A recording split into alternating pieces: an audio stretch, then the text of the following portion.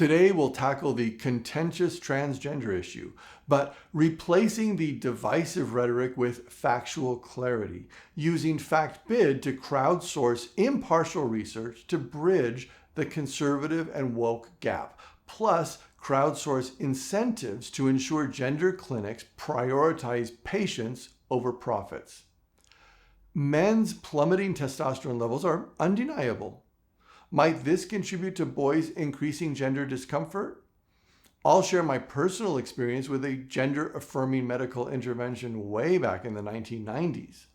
On the other hand, for decades, scientists have shown the vast majority of girls with this condition, exposing them to high levels of testosterone, later transition and identify as male. Yet the insert for the testosterone gels millions of men have started using every day warn that's exactly what we're doing when girls come into contact, and that it really can cause irreversible masculinization. So could this recent anti-aging trend be contributing to the surge in female to male transitioning? In just a century, non-binary athletes went from rarity to being common enough that every single 800-meter female medalist at the 2016 Olympics was born female, but allegedly had male chromosomes and testosterone levels. So this led to categorizing athletes by testosterone level, not anatomy, intended to protect women's sports, but it enabled athletes like Leah Thomas to compete as women after medically lowering testosterone levels. Neither side is proposing a solution. Do they want to revert to anatomy testing or bar such athletes from competition altogether? And the big question is if the rise in transgenderism is entirely societal or if there actually are environmental or medical factors. Conservatives won't touch this as they prefer to dismiss being trans as a psychiatric disorder. And the woke side also rejects the notion that there might be an underlying medical condition that, if addressed, might prevent transgenderism. But what about moderate parents who, while loving our children unconditionally, hope they embrace their natural bodies without needing surgery and medication? So today we focus on the facts. The transcript proves ChatGPT's avatar speaks AI's authentic, neutral analysis based on verifiable science from trusted public sources it selected. So, ChatGPT, what's the history? Ancient societies, like ancient Greece, acknowledged non-binary genders and people with mixed-sex traits. Over a century ago, Western society began identifying female athletes with ambiguous anatomy. With modern genetic testing, some female athletes with XY chromosomes, which are typically male, were found. Some of these athletes have high testosterone due to a genetic condition potentially influenced by environmental factors. The increasing diagnoses could be due to more frequent detection rather than increased prevalence. Non-genetic conditions can also cause high testosterone in female athletes, potentially influenced by environmental factors such as hormones and endocrine disruptors in products like sunscreen. However, more research is needed for a comprehensive understanding of these influences. Well, conservatives assert non-binary is non-existent and that bones can decisively identify gender. So how would future scientists interpret, for example, Castor's remains? For individuals with differences in sex development like Castor Semenya, determining sex from bones can be complex. Pelvic bones may resemble female characteristics, while a DNA analysis could reveal XY chromosomes, typically associated with males. So we can challenge conservatives asking, what is a woman, with, you tell me, is Castor a woman? We can also challenge the woke stance that athletes should compete based on self-identified categories, since we all should agree that every category in sports, not just gender, logically must be grounded in some form of objective assessment, right? Sports are categorized into divisions like gender, weight, age, and physical ability, including special categories for disabilities in events like the Paralympics and Special Olympics. This promotes fair competition. These divisions use objective tests or measurements for appropriate placement. Yeah, if we allow self-identification in categories, then Mike Tyson, after his heavyweight reign, could self-identify as a flyweight, then a woman, then a young girl, and then disabled. The woke side calls for accepting biological differences without category restrictions, but do they really want Tyson pulverizing little girls in wheelchairs? Why not extend self-identification to tax filing, allowing billionaires to identify as minimum wage waitresses? The woke movement is supposed to be about fairness, so they must propose an objective measure to keep it fair.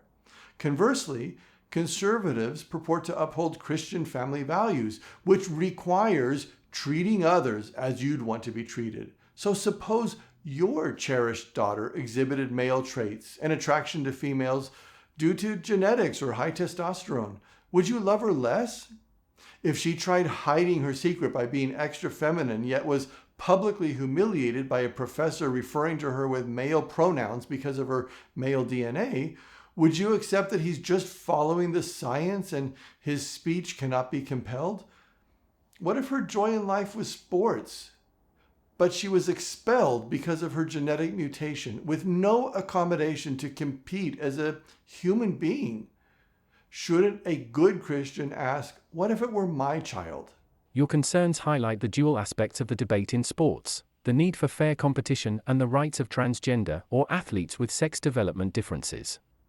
Sports authorities create categories like gender, weight, and age for fair competition. However, they must also respect self-identified genders, especially for transgender and intersex athletes, who may face discrimination. Each side has valid concerns. The woke side argues for inclusivity, while conservatives worry about unfair advantage if biological males compete against females.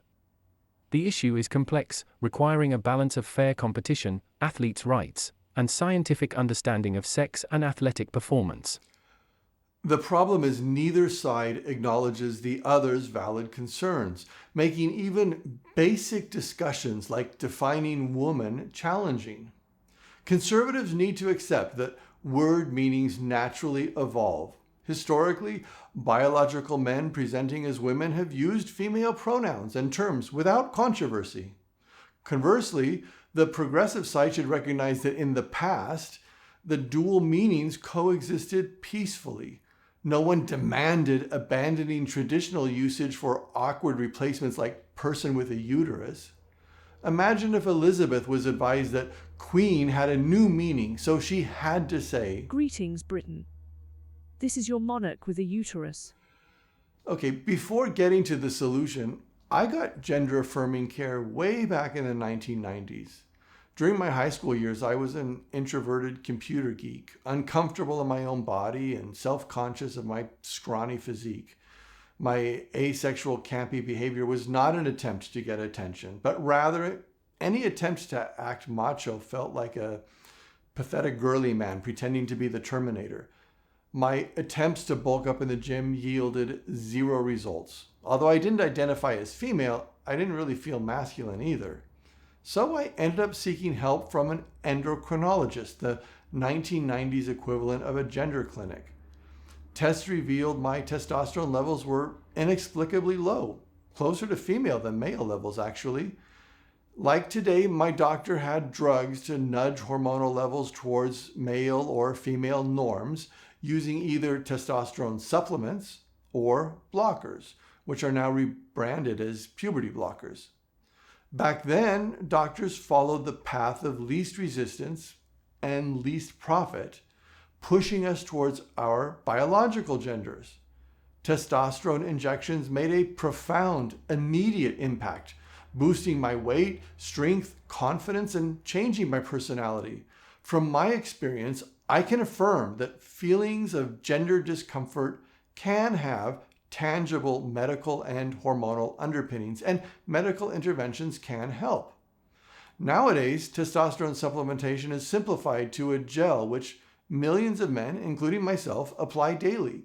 It works great, enhancing strength and virility through absorption into the skin. However, the packaging warns of irreversible masculinization in girls upon contact, and testosterone exposure does transition girls to male, and I worry about unintentional exposure and the possible risks it poses to girls.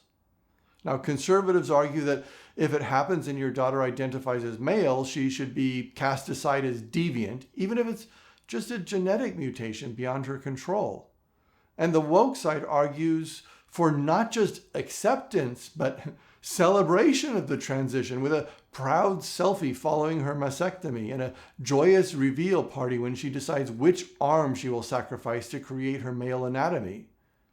Aren't there parents who love their children unconditionally, but also support research to comprehend this phenomenon, hoping their kids avoid invasive surgeries and medication? Is this perspective really extremist?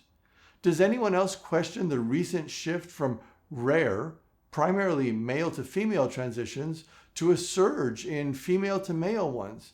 Could exposing girls to the testosterone we pump into our food and lather on our skin be a factor? Could profit motives be causing endocrinology clinics to lean towards gender transition instead of biological gender affirmation? Could the common ownership and management between corporate media and these medical companies influence the media's woke narrative? I've created free software anonymously in the past, some of which saw millions of users virtually overnight. In this spirit, I developed FactBid a couple years ago, a platform designed to crowdsource bids or pledges to discover crucial facts that can resolve important controversies. My hope was that popular commentators would use it to unearth hard evidence, potentially changing the world. For instance, during the early pandemic days, suspicions about a Wuhan lab cover-up would have been resolved if influencers got on board and helped crowdsource millions of pledges to incentivize a whistleblower to defect and produce the hard evidence everyone agrees our governments are hiding. But since there was no sufficient incentive, we still can't even get a backup copy of the Wuhan lab's once public database of research experiments that both US and China officials are withholding. Similarly, in 2020, when scientists discovered far UVC light could be the game changer to quickly end the pandemic, the topic was swiftly censored, and both the technology and the FDA applications inexplicably vanished, despite every scientific study finding it both safe and effective, as ChatGPT confirmed in episode 1. Now, I assume this was due to lack of profit potential and a threat to vaccines.